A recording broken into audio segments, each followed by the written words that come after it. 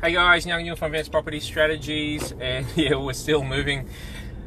So on Tuesday we settled a new owner occupier purchase, and yesterday we did the big move. We got the big truck for the big job, so that took us, they turned up at 7 and left around about 3, so that's pretty crazy. 8 hours of moving there, and we're still doing it. I've just been to the dump and just wanted to share with you what I'm up to there. So thanks for all the congratulations, I appreciate that. And the job continues there, and getting emails from our town planners and engineers about our other projects, which life continues on, right? So anyway, today's post is about flat blocks and why I prefer flat blocks, and when it becomes too flat, what are the problems that you can encounter there. And oftentimes with developers and even land buyers there, they're going, oh, we can't find flat blocks, and you know, it's one of those things that if you open your mind to it and you basically draw the line there, you will find those flat blocks. Is it harder? Sure. Are there less of them? Yeah, absolutely, I get that, as the market has consumed a lot of the stock over the last 12 and 24 months. The market has been ballistic, and a lot of the better blocks have been cherry picked off over the years. So, but either way, you know, that's a preference for me, and I still continue to find them. It's on my gold cards. My gold card says I keep finding flat level blocks that are easy to develop. So it's all relative, I suppose, isn't it? But there's multiple reasons why you really want flat blocks. You don't want them too flat. There's some blocks that are just too flat and there's no fall across them at all. Ideally, you know, if you have 1 meter fall across the block from back to front, it will make the drainage a lot easier. Whether it's a 200 meter block, which Deception Bay is, or it's a 30 meter block, which the finished product is. So, you know, this is really a video for those who are looking at doing land development, or even townhouse development or apartment development. You know, if you've got a steep block, it's going to be requiring multiple things like retaining, cut and fill. And some of the sites I've seen, whether it's Sunshine Coast or Gold Coast, the ones I saw actually at the Sunshine Coast have a landslide concern as well. You know, so like a 1% or a 2%, maybe a 3% drop is okay. When you're talking about like a 10% grade or a 1 in 4, I've seen some of the sites at Kenmore or Chapel Hill, we're talking a 1 in 10 drop. I've even seen them 1 in 4 drop. Which is quite phenomenal. We're talking every 4 meters, the site drops by 1 meter. So in some suburbs, you know, you talk about Everton Hills, people like slopey blocks, but the challenges with slopey blocks, one, like I said, is you're going to need a fair bit of earthworks to move the site, move the land to make it shaped right for roads, for access, for driveways, and then you're going to need retaining. Another term that you might have heard is what's called benching, because builders need flat blocks, or prefer flat blocks, because a slab, nothing worse than putting a slab on a diagonally shaped block.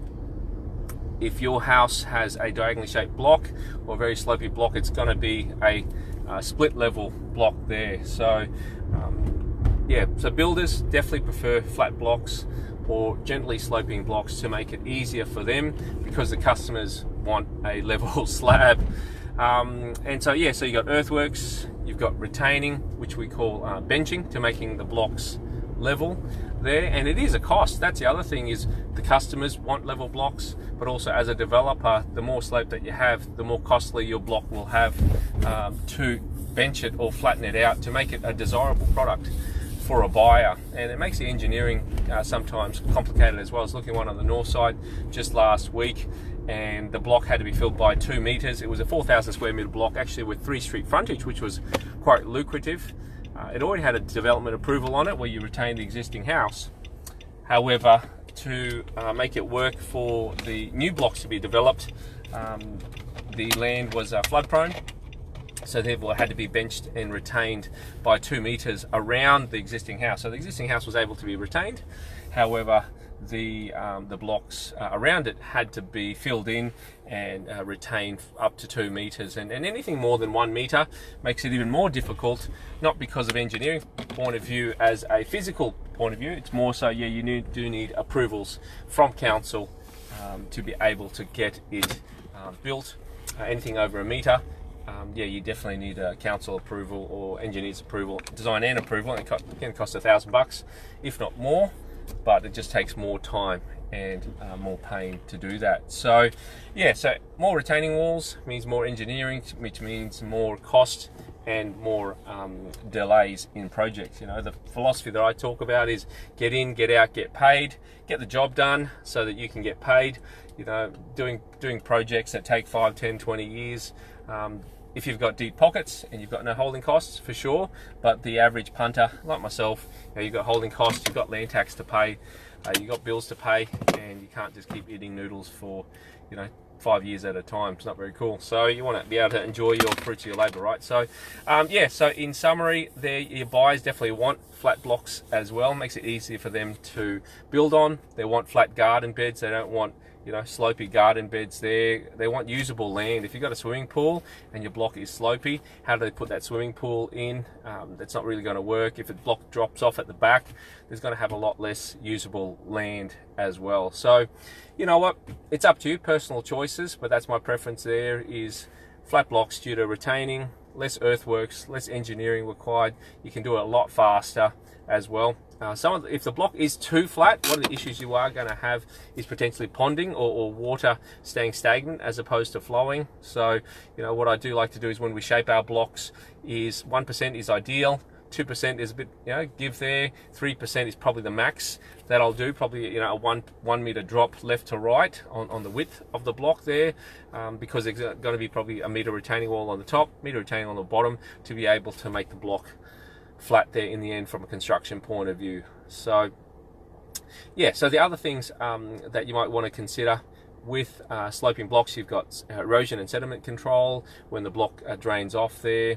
If you've got you know, you're building apartments or townhouses, you know, there's going to be things like waterproofing that you're going to have to consider, further retaining walls, stepping, those kind of things as well. So anyway, hopefully you've got some value out of the video today. I'll keep posting over the next weeks and months of any tips and tricks there, but yeah, keep hunting over the next 6 and 12, 18 months. There's going to be some real opportunities coming up as the interest rate creeps up. People's holding costs are going to increase there. Some people are going to be experiencing some negative equity. For those who are borrowing, you know, 95% plus with the banks, going to experience some negative equity there. So there's definitely going to be some motivated sellers. Unfortunately, you know, when you step into the market at 1.99% and then the interest rate goes up to 5%, you know, that's more than double what your payment's going to be. Petrol going up, materials going up, all that good stuff in the press there. It's not depressing. It's not all doom and gloom. It's just you know, when you go in and you buy things cheap and things get more expensive, especially when you've got a lot of debt to start off with. It's just yeah, the game that's played. So anyway, catch up with you soon. Any questions, any comments? Catch up with you soon. Catch you later.